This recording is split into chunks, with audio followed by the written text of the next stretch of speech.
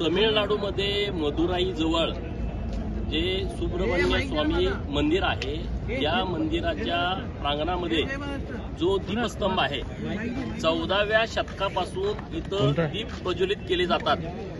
परंतु काही कारणास्तव ती प्रथा बंद केली गेली होती आणि म्हणून तिथले लोक भक्त हे न्यायालयामध्ये गेले.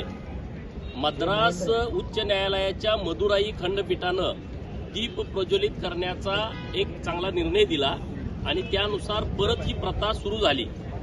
परंतु तिथले जे सगळे हिंदुत्वाच्या विरोधामध्ये असणारे जे तथाकथित धर्मनिरपेक्ष मानणारी जी लोक आहेत, ते सगळे पेटून उठले, चिडले आणि त्यांनी ज्या न्यायाधीशाने G.R. स्वामीनाथन नावाचे जे न्यायाधीश आहे त्यांच्या विरोधामध्ये महाभियोग त्यांनी आणला आणि त्यामध्ये ज्या खासदारांनी सह्या केलेल्या आहेत, 112 खासदारांनी सह्या केल्या, त्यामध्ये दुर्दैवानं उभाटाच्या खासदारांच्या सह्या आहेत.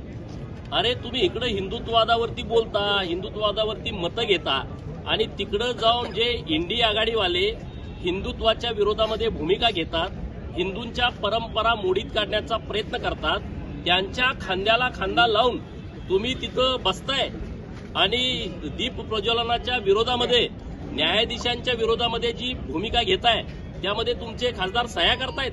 त्यामध्ये अरविंद सावंतांसारखे खासदार आहेत. अरे तुमच्याच मुख्यमंत्री पदाच्या काळामध्ये लालबागचा राजा 1 वर्ष बसवता आला नव्हता. आज तुम्ही यांच्या खांद्याला खांदा लावून जर भूमिका घेत असाल, उद्या मताच्या राजकारणासाठी तुम्ही महालक्ष्मी मंदिरातले दीप प्रज्वलित करू नयेत किंवा सिद्धिविनायकाच्या मंदिरातले दीप प्रज्वलित करू नये किंवा जो आपला मुंबादेवीचं मंदिर आहे, इथं सुद्धा तुम्ही अशी मताच्या राजकारणासाठी घाणेरडी भूमिका घेऊ शकता. या प्रकरणामुळे जो खोटा हिंदुत्वाचा बुरखा जो उभाटा गटाचा होता तो टारा फाटलेला आहे. त्यांनी याच्यावरती म्हणजे महाराष्ट्रातलं हिंदुत्व वेगळं आणि तामिळनाडूतलं हिंदुत्व वेगळं अशी भूमिका उभाटाची आहे का, याच्यावरती त्यांनी भूमिका स्पष्ट करावी.